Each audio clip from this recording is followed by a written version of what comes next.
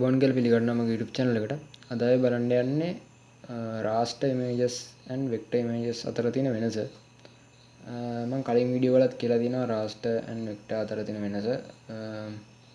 raster කියන්නේ pixel මූලික කරගත්ත images තමයි raster කියලා කියන්නේ. raster images අපි zoom කරන්න අපිට zoom කරන්න පුළුවන් limit එකක් තියෙනවා. ඒ limit එක අපි ඉක්මවලා zoom කරනකොට අපිට pixel පේන්න පටන් ගන්නවා. pixel කියලා අපිට පෙන්වන්නේ කොටු බොඳ වෙච්ච කොටු විදිහට තමයි අපිට පෙන්වන්නේ මේ pixel. vector වල තියෙන්නේ vector අපිට vector images vector art අපිට zoom කරන්න පුළුවන්. zoom කරාට ඒක pixel වගේ පෙන්වන්නේ නැහැ.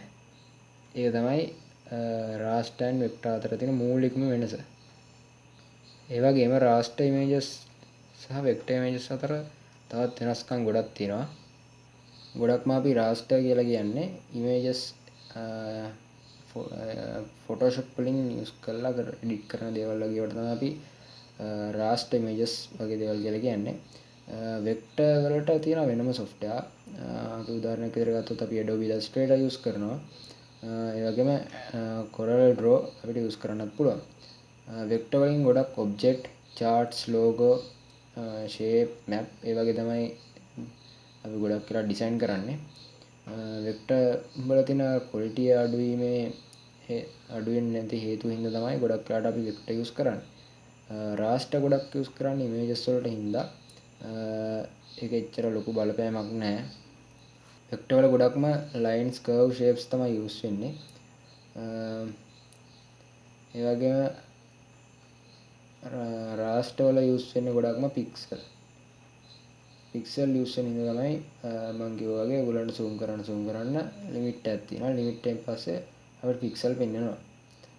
මේක තමයි මේවා අතර වෙනස. මේක ගොඩක් බලපාන්නේ මේ resolution ප්‍රමාණය තමයි. අපි අද බලමු කොහොමද raster වලින් තියෙන logo එකක් vector logo එකක් කරන්න කියලා. මම මේක කරන්නේ Adobe Illustrator වලින්. මම මේ විදිහට Illustrator open කරගත්තා. දැන් මම image එකක් මේකට drag and drop කරගන්නවා. ඒක තමයි මේකයි YouTube logo එක. මම දැන් මේක තියන්නේ raster විදියට. අපිට පුළුවන් මේක zoom කරද්දී මේ විදිහට pixel පේනවා. මේක තමයි මම ඔයගලන්ට කිව්ව pixel වෙනස. මේක raster image එකක් ඉඳලා තමයි මේ විදිහට pixel පේන්නේ. මම දැන් මේක vector graphic එකක් කරන්න යනවා. vector විදියට හදන්නේ. මම මුලින්ම මේකේ opacity චුට්ටක් අඩු කරගන්නවා 150ට වගේ දාලා ඊට පස්සේ මේ කරන්නේ මේක උඩ මට පුළුවන් pen tool එකෙන් මේ line එක දිගේ ඇඳගෙන යන්න. එහෙම නැත්නම් මට පුළුවන් shapes ටිකක් ඇඳලා shape වලින් මේක හදන්නත් පුළුවන්. මම මුලින්ම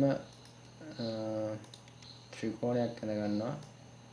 මේ විදිහට start tool එක අරගෙන මට පුළුවන් arrow keys වලින් මේක ත්‍රිකෝණයක් විදිහට හදාගන්න. මම මේ විදිහට ත්‍රිකෝණයක් විදිහට හදාගත්තා. හදාගෙන ඉල්ලා move tool එකෙන් මේ විදිහට අරගෙන මේක gradient එකක් apply වෙලා තියෙන්නේ.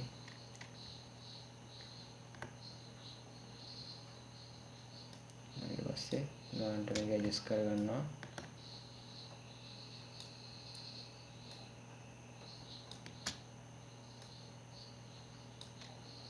මේ විදිහට මේක outline එකත් මම අයින් කරනවා. හරි. ඊට පස්සේ මට පුළුවන් මේක modern විදියට හදන්න. මේක වෙනස් කරනවා. මම මෙතනින් දැන් ellipse එකක් අරගෙන මේ විදිහට මේක fill කරනවා yellow color එකෙන්. yellow color එකෙන් fill කරලා ඒකත් මේ විදිහට ඉරලා තියාගන්න. ඊට පස්සේ මම මේ layers දෙක මාරු කරලා මේ දෙප්පට ගේනවා. ඊට පස්සේ මේ දෙක මම align කරගන්නවා. මේ විදිහට මම align කරගන්නවා. ඊට පස්සේ මම ආයෙ යන ellipse tool එකට color එක change කරනවා මම blue color එකට. ඊට පස්සේ මම මේ විදිහට පොඩි ellipse එකක් ඇඳ ගන්නවා. ඊට පස්සේ මම කරන්නේ මේක මේ විදිහට හරියටම සෙන්ටර් වෙන තැනට ගෙනල්ලා මේ වගේ තියාගන්න. ඊට පස්සේ මම ඕල්ට් එක ප්‍රෙස් කරගෙන මේක කොපියක් කරගෙන යනවා මෙන්න මේ විදිහට. මේ විදිහට කොපියක් කරගෙන යනවා. ඊට පස්සේ ආයි ඕල්ට් එක ප්‍රෙස් කරගෙන මේ විදිහට කොපියක් ගන්න. ආයි මම මේක ඕල්ට් එක ප්‍රෙස් කරගෙන මේ විදිහට මේ කොපියක් ගන්න.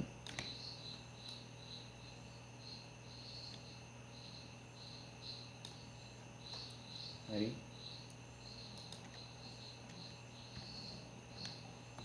ඊළඟට මම මේ හතරම සිලෙක්ට් කරලා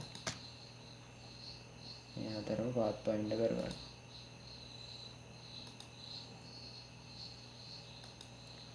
ඊළඟට මම ඕල්ට් එක්ක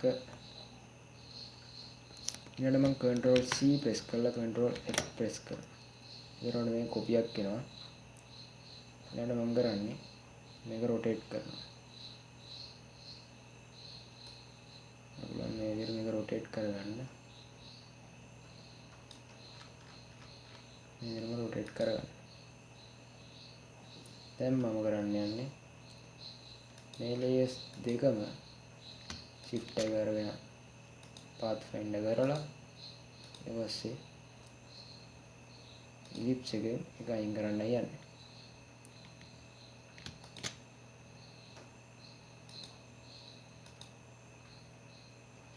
මේ විදිහ තමයි ආවේ. ඊට පස්සේ මම මේක ආයෙ උඩට ගේනවා. ඊට පස්සේ මම කරන්නේ අපි අඳගත්ත වෙන මේ ත්‍රිකෝණය මෙන්න මේකයි මේ දෙක ආයෙ ලයින් කරනවා. ලයින් කරලා මේ ත්‍රිකෝණෙත් අපිට මේක ත්‍රිකෝණය මේක දෙක සිලෙක්ට් කරලා අපිට පුළුවන් ආයෙ පාත් පයින්ඩ් කරගන්න. ඊට පස්සේ මම මේ කලර් එක රෙඩ් කලර් වලට ෆිල් කරනවා.